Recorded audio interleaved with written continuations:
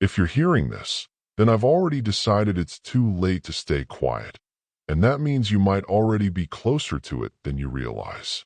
I don't know if listening puts you in danger, but I know pretending this never happened nearly broke me. There are places that don't want witnesses, and there are consequences for becoming one. I need you to understand that before I say anything else. I didn't set out to find something forbidden.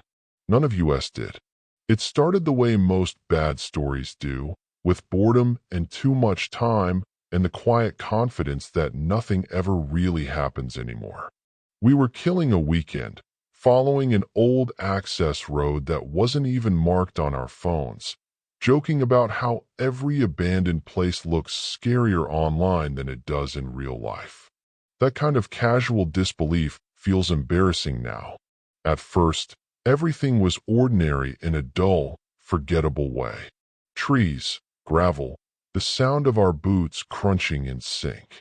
I remember thinking how disappointing it was, how this would probably end with us turning around and getting food somewhere. The world still made sense then. Cause and effect. Maps matching terrain. Signs meaning what they said. Then we saw the marker. It wasn't dramatic. No warning text, no skulls, no fences topped with wire. Just a pale concrete post set into the dirt, waist high, perfectly clean compared to everything around it. No numbers, no letters, just a smooth face and a shallow groove cut around the top, like something had once been attached and deliberately removed. It sat at the edge of nothing in particular, not blocking a road or guarding a structure. It simply existed, and that was the problem. I remember the silence when we noticed it. The joke stopped. Someone said it was probably a survey marker, but nobody sounded convinced. I checked my phone without really thinking about it. The signal dropped for half a second, then came back, like the world had blinked. The map didn't change, but my stomach did. Later, after everything, I tried looking it up. I couldn't find any record of markers like that. I also couldn't find records of 3 people who, according to archived forum posts and half-deleted threads, had mentioned something similar years ago. Their accounts ended abruptly. So did their activity. What bothers me is how natural it felt to step closer. No alarms went off in my head. No instinct screamed to stop. We treated that marker like scenery, something meant to be passed rather than questioned. That's how it gets you, I think. By feeling unimportant. I'm not telling you what we found beyond it yet. I need to explain how we crossed it first, because that decision felt harmless at the time, and that's what scares me most, even now, especially now, more than anything else I've ever experienced. Please stay with me through this. Context matters, and missing pieces can be dangerous. The order of events is important, and I need you to hear them as they happened. Before the zone, everything made sense then, and I need you to believe that. We weren't thrill seekers or urban legend junkies. We were tired people with boring jobs and a shared habit of poking around forgotten places because it felt like a way to reclaim something we thought we'd lost. Control, maybe, or surprise. There was me, Nate, and Rowan. Nate worked IT, spent his days fixing problems nobody thanked him for. Rowan floated between gigs, cynical in that quiet way where every joke sounded like a confession. I was somewhere in between, doing work that paid the bills and left me hollow by Friday. We joked about it constantly. At least abandoned places don't send emails, Nate said as we loaded the car. Rowan laughed and added, or expect you to have a 5-year plan. I remember thinking how harmless it all felt. The world was bleak, sure, but predictable. You knew what your problems were. You knew where they ended. That trip was supposed to be nothing. A walk, some photos, a story to half remember later. We followed the road because it was there, because it wasn't fenced or marked as private. That felt like permission. I remember Rowan saying, "If this turns into a murder trail, I'm haunting you both." Nate replied, "Relax, the scariest thing out here is Lyme disease." We laughed, and that laugh felt real. Looking back, There were comments I can't unhear. Nate mentioning how his GPS had been acting weird lately. Rowan joking that maybe the map companies erased places on purpose. We treated those thoughts like background noise. That's what normal is, I think. You don't interrogate it. The sky was flat and gray, the kind that makes everything feel evenly lit, no shadows to worry about. When the road forked, we barely slowed. Left went back toward town. Right dipped into trees. Nate shrugged and turned the wheel. 5 more minutes, he said. That was the moment everything stopped being ordinary, though none of us felt it yet. The marker waited ahead, quiet, patient, already where it needed to be. We talked about nothing important. Music choices, gas prices, whether the coffee we drank was actually worse than no coffee at all. Those conversations filled the space where warning should have lived. If there was a sense of dread, it blended in with everything else, just another low-grade anxiety we carried from work and the news. That was the version of us that walked past the last clear point of return. Still laughing, still convinced that danger announced itself. The idea that something could exist quietly, without a name or warning, never crossed our minds. We believed we would feel it when things went wrong. We didn't know how easy it is to miss that feeling entirely, especially when you're busy being yourself. That belief carried us forward, down the right path, into the trees where the air felt the same, and where nothing yet suggested we were stepping out of the world we understood. The difference was so small it felt imaginary, and that was why we didn't stop, didn't vote, didn't mark the moment as important. Some decisions only reveal themselves after they finish. The road narrowed until it stopped pretending to be a road at all. Gravel thinned into dirt, dirt into flattened leaves, as if something had pressed the forest down instead of cutting through it. We parked without saying why. Nobody asked if this was far enough. The silence felt organized, not empty. The boundary didn't announce itself. There were no warning signs, no fences, nothing that said keep out. Just those same pale concrete markers, spaced evenly between the trees, all identical, all clean. They didn't block entry. They suggested it. That was worse. This shouldn't be here. I remember thinking it, then hearing Rowan mutter the exact same words under his breath. I checked my phone again. The map showed us on the road we'd taken in, the one that should have curved back toward town. But the compass needle spun, corrected itself, then pointed somewhere between directions. Nate laughed nervously and said, "Probably tree cover." He tried to sound confident. He failed. What struck me most was how deliberate everything felt. The trees weren't wild. They were spaced too evenly, their lower branches trimmed back just enough to clear sight lines. No trash, no broken branches, no signs of animals. It looked maintained without looking used, like a stage after the actors leave. We crossed between 2 markers without ceremony. Nothing stopped us. Nothing needed to. The air didn't change temperature, but it felt heavier, like sound had more trouble moving. Our footsteps seemed quieter than they should have been. Every few minutes one of us would stop, turn, and stare back the way we came, as if expecting the forest to rearrange itself when we weren't looking. The GPS lost signal entirely after that. No warning, no error message, just a blank grid where the world should be. Rowan pulled out a paper map from his bag, something he carried as a joke. It showed nothing unusual. According to it, we were still exactly where we started. According to my phone, we were nowhere at all. That contradiction lodged itself in my chest. 2 realities, neither willing to admit the other existed. I realized then that whatever this place was, it depended on being ignored. It survived through omission. If you didn't label it, didn't name it, it could continue without friction. We talked about turning back. That's important. We acknowledged the option. But curiosity kept reframing everything. Just a little farther, Nate said. We've already come this far. Each step felt like a minor rebellion against common sense, but also like progress. The markers continued alongside us, guiding without directing. I wish I could say fear took over, that instinct saved us. It didn't. The fear was subtle, easy to rationalize. The mystery felt solvable.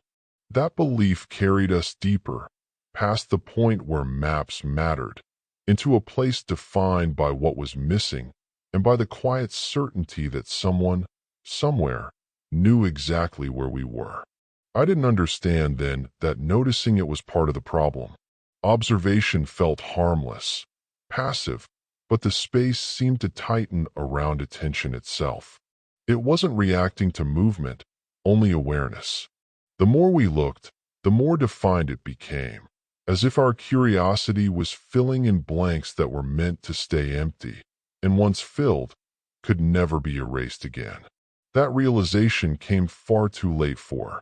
The first thing that went wrong was so small we almost missed it, and that's what still makes my hands shake when I think about it. Nate dropped his keys. Just a stupid slip while adjusting his backpack. We all heard them hit the ground. Metal on stone. Sharp, clear, unmistakable. When he bent down to pick them up, they weren't there. We laughed at first. Rowan made a joke about forest gnomes. Nate checked his pockets. Then the ground again. Then the ground harder, like staring might force reality to cooperate.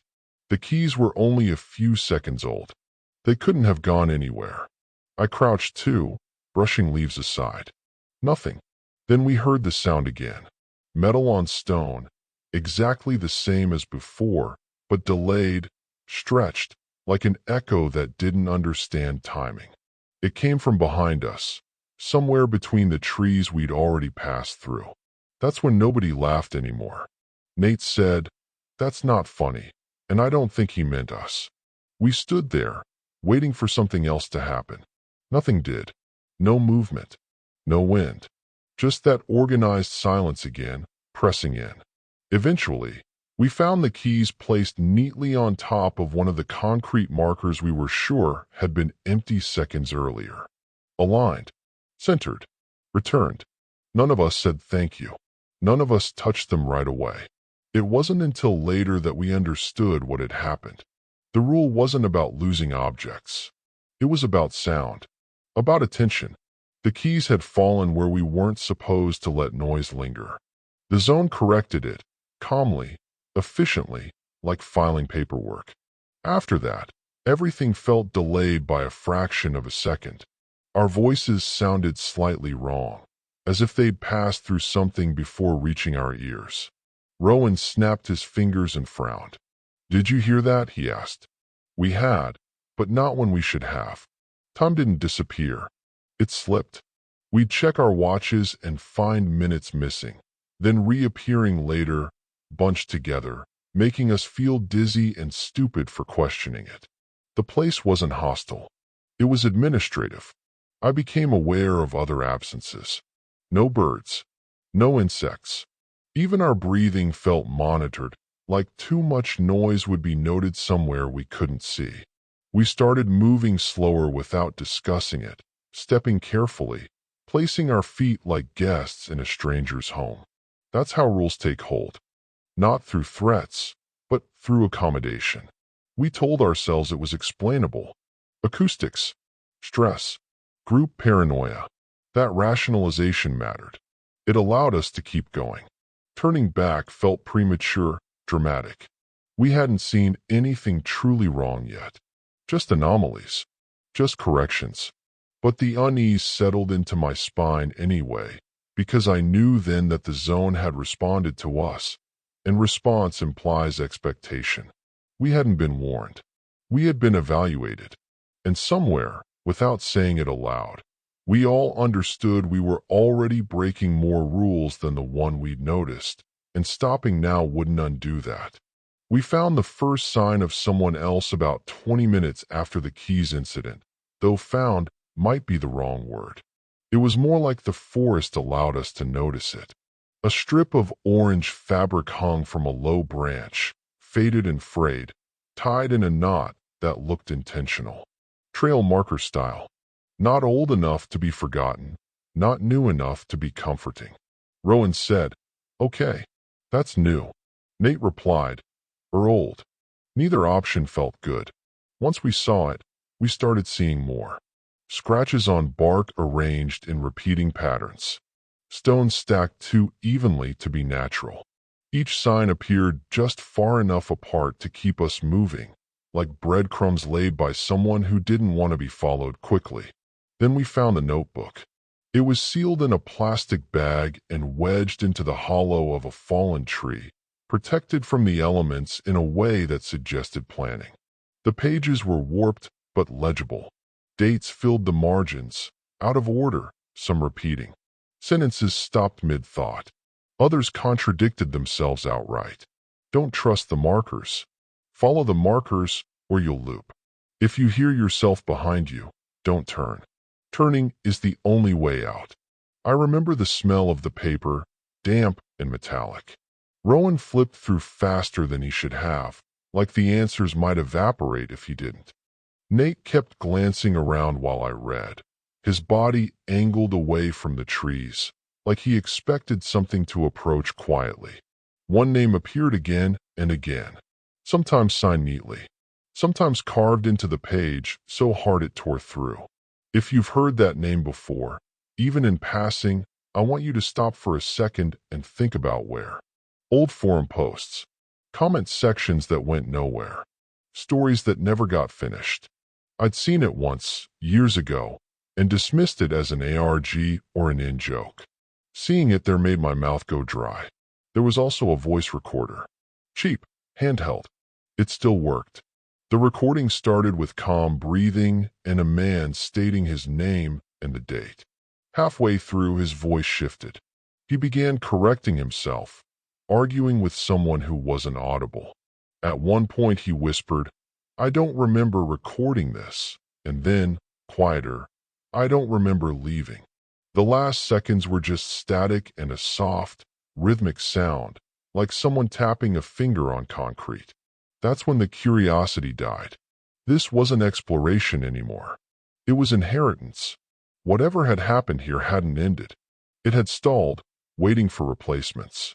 The contradictions weren't mistakes. They were damage. We talked about leaving.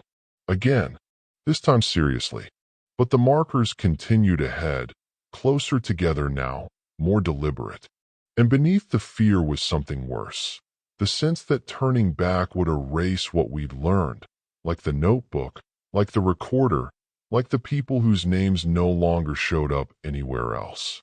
So we followed the trail, not because we were brave or reckless, but because we wanted answers before the zone decided we didn't deserve them. At first, the zone stayed calm, almost polite, and that contrast was unsettling in ways I didn't yet have language for. The forest looked the same no matter where we turned. Light filtered evenly through the trees.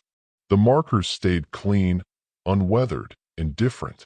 If you didn't look closely, it felt peaceful, curated like a park that had forgotten its visitors.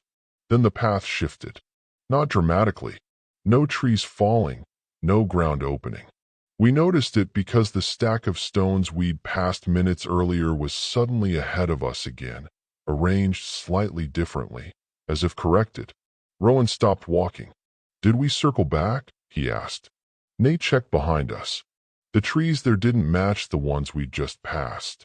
That was when Rowan started acting wrong. He asked the same questions twice, then 3 times. Little things at first. Where we parked. How long we'd been walking. When Nate reminded him, Rowan frowned like he didn't trust the answer. "That's not how I remember it," he said, rubbing his temples. His joke stopped landing. His voice flattened, careful, like every word had to be approved before leaving his mouth. The markers responded to our attention. I'm sure of it now. When we stopped to observe, more appeared. When we avoided looking, paths narrowed, forcing our eyes forward. The zone didn't rush us. It managed us. "Don't stare at them," Nate snapped after I caught myself counting grooves on one post. His tone surprised me. We were all on edge, But something sharper had crept in. Irritation layered over fear. Blame looking for a place to land. Rowan lagged behind, then surged ahead without warning. At one point he turned to me and said, "You remember the dog, right?" We'd never had a dog. I told him that. He looked relieved, then confused. "Okay," he said slowly. "Okay. Good." Landmarks rearranged subtly. A fallen log rotated. A clearing shrank. Our own footprints vanished. The forest remained quiet, immaculate, as if disorder offended it. The more we tried to document changes, the more inconsistent things became. Notes contradicted themselves. Distances stretched and collapsed. It felt personal, but not emotional. Hostility without anger. Oversight without empathy. The argument started over nothing.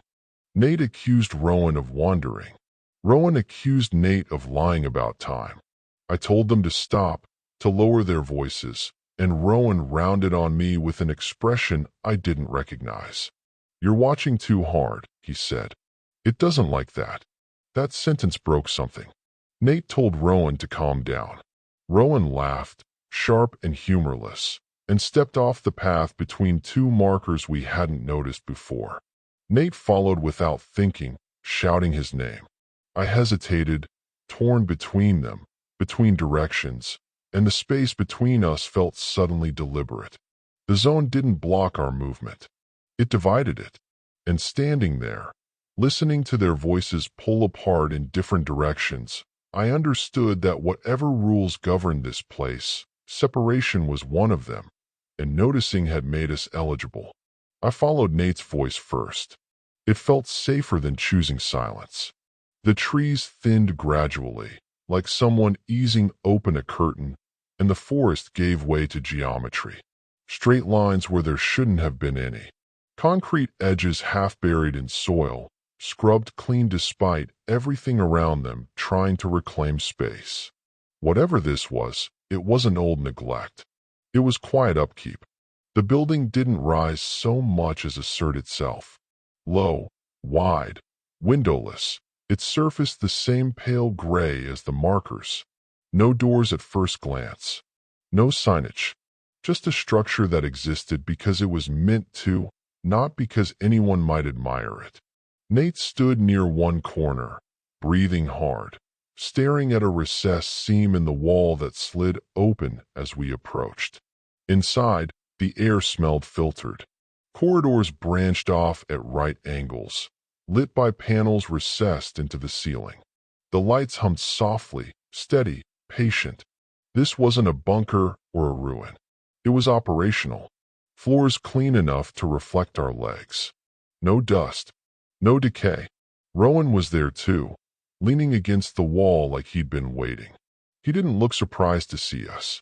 That scared me more than anything else. We moved carefully, voices low out of instinct, though nothing echoed. Doors lined the halls, some sealed, some open just enough to reveal empty rooms with drained grates and mounting brackets. Containment without contents, or containment after removal. I couldn't tell which was worse. We found a workstation still powered on. Screens displayed logs, dates scrolling too fast to read, interrupted by blocks of blacked-out text. Redactions layered over redactions. Nate reached out to touch the keyboard and hesitated. "Someone's been here recently," he said. Not all. Not excitement. Resignation. There were documents printed and clipped to boards, stripped of identifiers. No logos. No names. Just procedures. Response times. Thresholds. A phrase repeated often enough to notice. Subject awareness increases instability. I felt my stomach drop. Awareness. Observation. Us. Rowan flipped through a folder and laughed softly. "They knew," he said. "They just didn't tell anyone." His tone wasn't bitter. It was tired, like he'd reached the end of an argument he'd been having for years. The building extended deeper than it should have. Corridors looped in ways that defied the exterior footprint. Maintenance carts sat parked neatly, tools laid out as if someone might return at any moment. This wasn't abandoned. It was paused. That's when the exit sealed. No alarms. No lights flashing. Just a soft click behind us, doors sliding into place. Calm. Bureaucratic. The same correction we'd felt outside, now applied to escape. Nate swore under his breath and tried another corridor. Same result.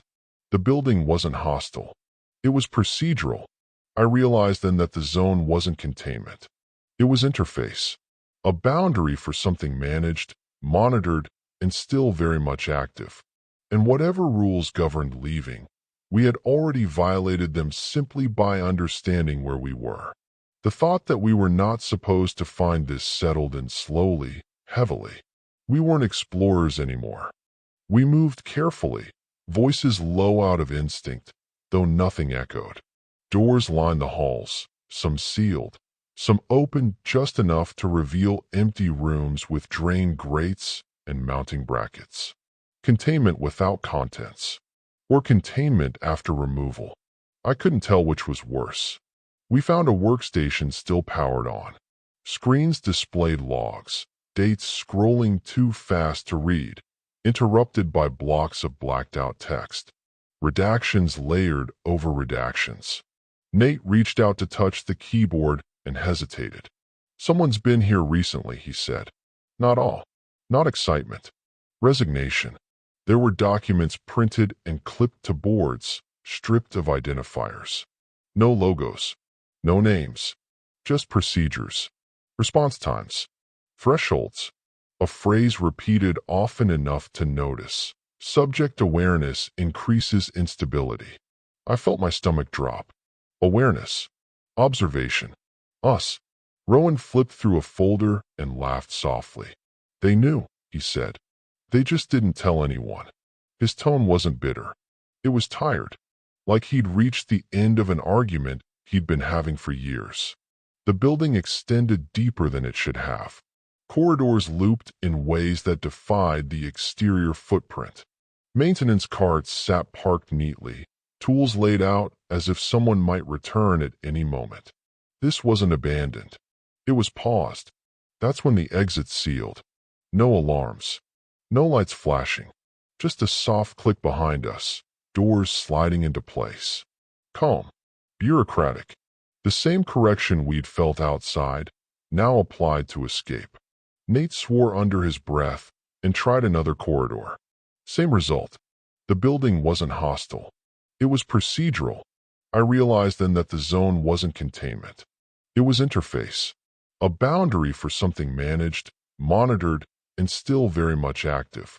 And whatever rules governed leaving, we had already violated them simply by understanding where we were. The thought that we were not supposed to find this settled in slowly, heavily. We weren't explorers anymore. We were discrepancies.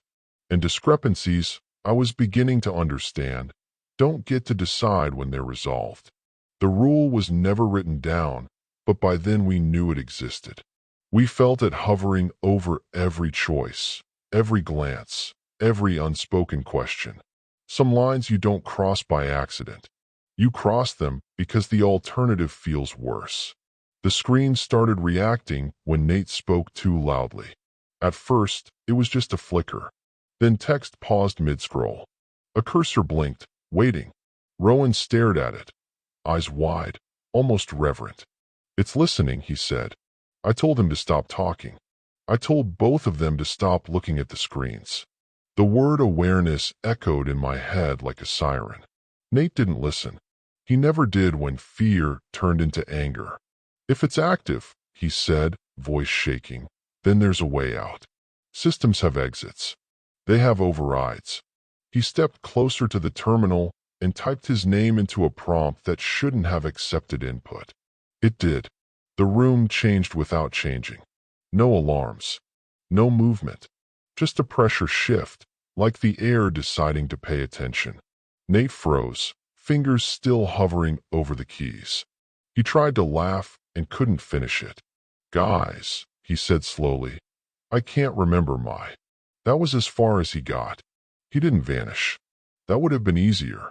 He blurred, like a reflection smeared across glass, then collapsed inward, folding into a shape that wasn't human enough to scream. 1 second he was there. The next he was reduced to absence with weight. The terminal chimed softly and cleared the input field. Rowan started sobbing. I couldn't move. I couldn't even look away. Where Nate had stood, there was nothing identifiable. No blood. No body. Just an indentation in the air that made my eyes hurt. I understood the rule then. Don't identify yourself. Don't assert definition. Names anchor things. The system corrected that. If you're listening to this and thinking you'd have done better, you wouldn't have. Curiosity is a reflex. Understanding feels like safety until it costs you everything. Rowan kept saying Nate's name over and over, like repetition might reassemble him. Each time he said it, the lights dimmed slightly. I grabbed him and told him to stop. He looked at me like I'd betrayed him. Maybe I had. We were escorted after that. Doors opened we hadn't touched. Hallways aligned. The building guided us forward, not aggressively, just firmly. Continuation was no longer optional. Whatever came next had already been scheduled. I felt responsible in a way that hollowed me out. We had known there were rules. We had tested them anyway. Nate wasn't a casualty of malice. He was a consequence. As we were moved deeper into the structure, I realized something worse than the loss. The system hadn't just removed Nate. It had removed the idea of him. My memories were already fraying, details slipping away, like he'd been poorly archived. That was the moment hope stopped being part of the equation, and survival became a matter of staying undefined for as long as possible. We tried to leave the way we came, because that's what stories teach you to do. Retrace your steps. Reverse the mistake. The corridors disagreed. Doors opened onto places we'd already passed, except wrong. Angles mirrored, lights dimmer, markers etched into walls instead of standing free. It felt like déjà vu with administrative errors. Rowan and I stopped trusting clocks. Minutes stretched into hours, then collapsed into seconds. We argued about how long Nate had been gone, and both of us were wrong. Sometimes I remembered him clearly. Sometimes he felt like a character I'd read about. Rowan accused me of forgetting on purpose. I accused him of rewriting things as he went. At one point we reached the concrete posts again, indoors now, lining a corridor that curved like the forest path. Rowan laughed, hysterical. We're looping, he said, just like the notebook. He started following the markers, touching each one as he passed. I told him not to. He told me rules only mattered if you survived them. The zone pushed back harder after that. Lights shut off behind us. Rooms sealed ahead. A voice came over the intercom, neutral and fragmented, repeating phrases we'd already heard ourselves say. My own words, played back out of order. That was when I started wondering if I was still me, or just the version that made it farthest. Rowan stopped suddenly. He said the markers were changing when I wasn't looking. He said they were spelling his name. I couldn't see it. That terrified me. If perception defined reality here, disagreement was dangerous. He told me one of us had to stay. It doesn't want closure, he said. It wants continuity. He stepped between two markers that hadn't been there a moment before. I grabbed his arm. He smiled, calm for the first time since we arrived. Someone has to remember, he said. Then the corridor straightened. The lights came on. A door opened behind me. I don't know how long I stood there before moving. When I crossed the threshold, the forest looked normal again. Birds. Wind. My phone had signal. If you're listening to this and certain none of this applies to you, that's what I thought too. But I still catch myself checking maps, looking for blank spots. And sometimes I wonder which version of me actually walked out. The exit didn't feel earned. It felt provisional, like a temporary exception that could be revoked without notice. I keep expecting a correction. Keep listening for metal on stone behind me. If any of this sounds familiar, If you've noticed places that refuse to stay fixed, don't assume you're safe. Separation isn't the end of the process. It's how the zone propagates. I'm not convinced Rowan stayed behind. Sometimes I think he moved sideways instead, into a version where I never left. That thought follows me everywhere, like a marker I can't see unless I stop paying attention. And if this ends abruptly, you'll know why. Some exits only work once. I hope this wasn't yours. It rarely is. Not the first time, just the next. Pay attention. Carefully. I made it back into the world that pretends nothing is wrong, and at first I believed it. Streets where they should be. My reflection behaving correctly. Normalcy was loud, almost aggressive, like it needed constant reinforcement. For a while, that worked. I went back to work. I laughed at the right moments. I stopped checking the corners of rooms. Then the evidence started disappearing. The forum threads I'd saved were gone. Bookmarks redirected to blank pages. Search results corrected themselves mid-scroll. Even cached versions vanished, as if omission had learned to travel. I found one post still intact, buried deep, asking a question about missing markers. When I refreshed, it was gone too. I'm telling you this now because something came back. Last week, a concrete post appeared behind my apartment building, clean and pale and impossible to explain. No record of installation. No permits. Just a groove around the top where something had once been removed. When I touched it, my phone lost signal for half a second. The world blinked. I know how this sounds. That's part of the defense. Disbelief is insulation. But if you've ever noticed a place that feels curated instead of lived in, or a gap in a map that refuses to fill, I want to hear about it. The comments matter. Patterns matter. Awareness cuts both ways. I don't expect answers. I expect corrections. If this stays up, it's because the system hasn't noticed it yet, or because it wants to see who responds. That's how recruitment works. Quietly. Through curiosity. I'm not asking you to look for it. I'm warning you that it's already looking for us. The zone didn't end. It scaled. It learned to exist between places, between attention spans, between stories people half remember and dismiss. If this account goes silent, don't assume I disappeared. Assume I was reclassified. And if you see a marker where none should be, don't step closer. Don't name yourself. Don't assume listening is passive. Some boundaries expand when observed. Some places don't want to be named. And now that you know they're there, pay attention to what's missing. That's where it starts. I keep this recorded because silence feels like compliance now. The more ordinary everything looks, the more deliberate it feels, like a set left standing after filming stops. I still hear metal on stone sometimes, always just out of sync with my steps. If this story connects to something you've seen, write it down before it's corrected. Share fragments. Compare gaps. Whatever is managing the boundaries relies on us staying isolated, convinced our experiences are singular mistakes. They aren't. And if you feel watched while listening, don't panic. That just means you noticed. The real danger comes after that, when you decide to ignore it. That decision is where the zone stops observing and starts intervening without further warning.